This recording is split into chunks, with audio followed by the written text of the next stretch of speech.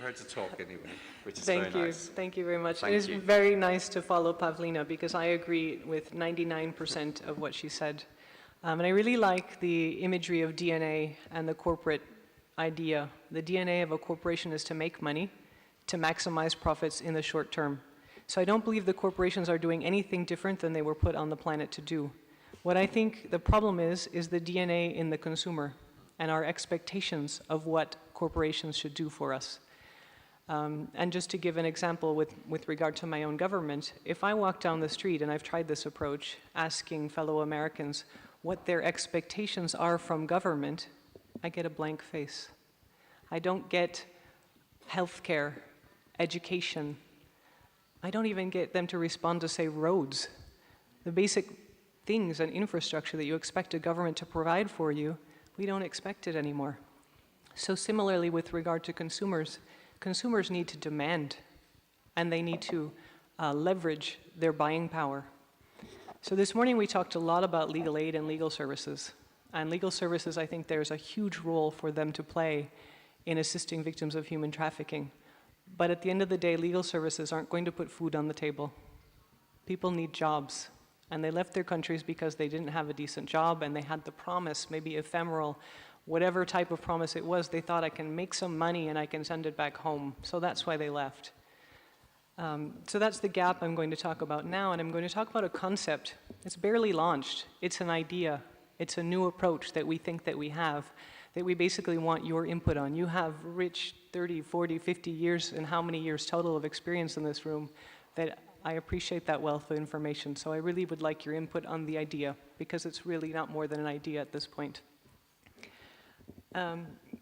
Globally, there's a huge emphasis on prosecution of criminals and the prevention of trafficking, but we don't hear a lot about jobs. Of course, we hear about it from our colleague from the ILO.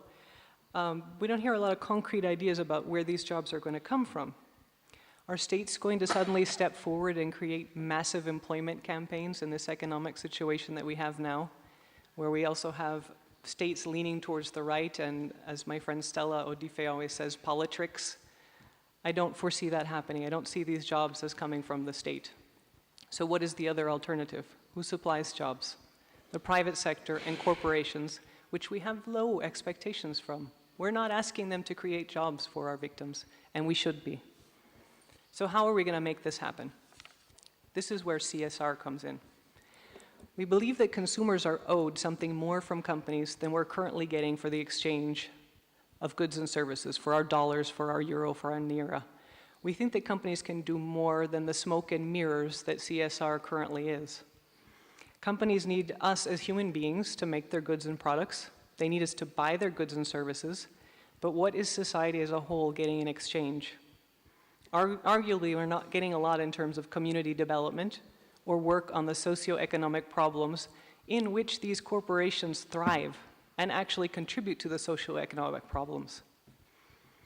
Yet companies, particularly the global multinationals, are making profits on a staggering scale. I've asked various people in this group if they could estimate how much Walmart is making annually. Anyone want to throw out a figure? I know it's $25 million an hour. It is $485 billion a year. $485 billion, which is more than the gross economic product of many developing countries combined. Volkswagen, $240 billion a year. Apple, $215 billion a year. Exxon, $205 billion a year. Amazon and Foxconn, $135 billion. $135 billion, yet my state governor in Wisconsin is offering Foxconn $3 billion to open a plant in Wisconsin. Someone explain the logic of this to me. I could go on and on because this list of companies earning over 100 billion, I couldn't find how many there were so many. What does society get in exchange from these companies in terms of development and assistance on socioeconomic and environmental problems, climate change? Arguably not much. Corporations are takers, they are not givers. Well, we're given CSR. Sometimes companies plant 5 trees along Main Street, or they finance youth football leagues. We get small little kernels of attention every now and then. But basically, in my opinion, CSR is empty promises and brand promotion. So now is the time for us to be asking companies to resolve our global problems. Now is the time for CSR to become real, for it to become concrete. But how are we going to do that? And here is our idea. This is our concept. We would like to start with the issue of anti-human trafficking efforts. Human beings need decent work.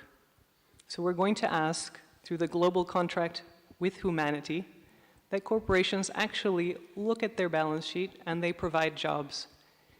We believe 1% of the existing labor force is actually not a lot to ask of a corporation to create 1% of the existing labor force in jobs that are allocated to victims.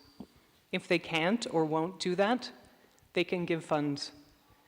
And those funds will then be arrogated to the ONGs and the nonprofits that are doing the work, working with victims. So the structure would be the Global Contract for Humanity gets funds, distributes funds to the nonprofits. That concept can work in any country. Companies or organizations, including nonprofits that want to endorse the contract, can do so, because we must recognize that nonprofits also make money, or they would not exist. Those nonprofits can use the funds either for skills promotion, skills training, or for actually employing former victims of trafficking. So the victims would be referred by the global contract to the nonprofits for job placement, starting here in Italy. And we've been working together with pro bono assistants from Valentina, who over here is going to talk a little bit about the social B Corps. I didn't ask her yet, but I'm putting her a bit on the spot. Alan and Overy helped us with the drafting of the global contract, and we'll distribute it to you because we want you to take a look at it and to absorb it and to tell us, is it feasible? Will it work? Do you want to be a part of it? This needs a governance structure. It needs an operational system behind it. It needs for you to implement it in your own countries. So at present, we're seeking endorsement from Italian companies, but like I said, we believe it can work globally. And we're targeting the social companies here that are called B Corps, that already have a social mission.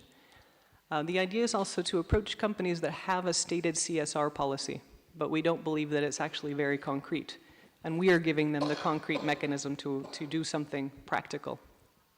So we appeal to you today for your involvement in the corporate governance as well as the promotion of the idea, if you think it's feasible and if you think it's interesting.